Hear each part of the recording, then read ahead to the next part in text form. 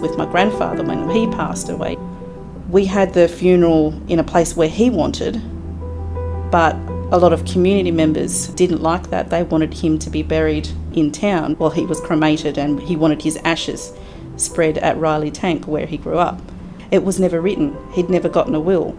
But Mum said, no, this is what Dad wanted and this is what we're going to do.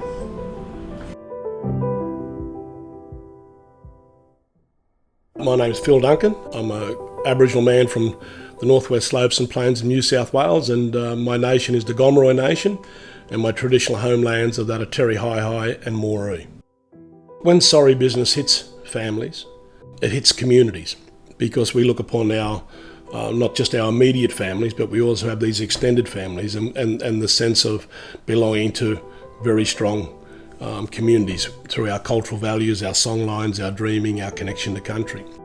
The impacts of sorry business can be profound. We as Aboriginal people need to think seriously about penning wills and thinking about our loved ones, our immediate families, our extended families, those that we take responsibility for raising and become part of our families. So I have a very strong opinion that we as Aboriginal people, we need to have discussions about the importance of leaving a document.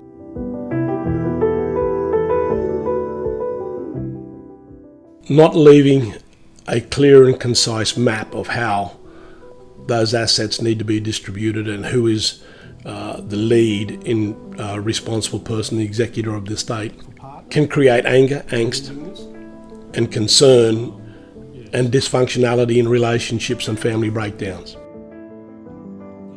Clearly articulate up front that these are my wishes.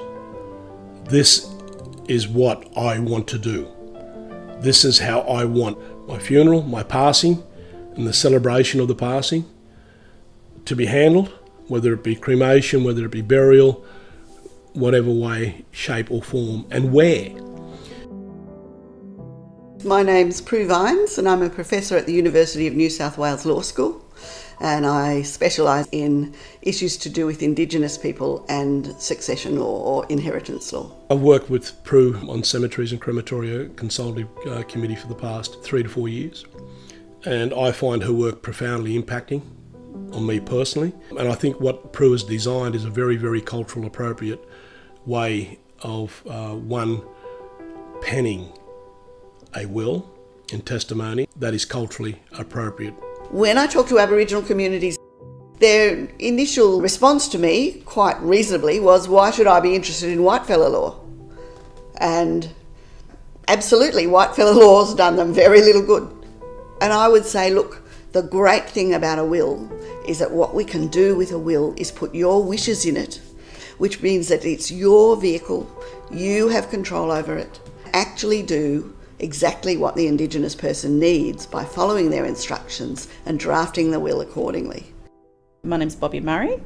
I'm a Barkindji Nyampa woman from far west New South Wales in Wilcannia. If I didn't have a will, then my family from back home would say, well, her body needs to come home. She needs to be buried back on Aboriginal country. My body, after I leave this earth, should go back to country. And I've had that discussion with my husband, and that's what's going to happen. But it needed to be clear with him about that too.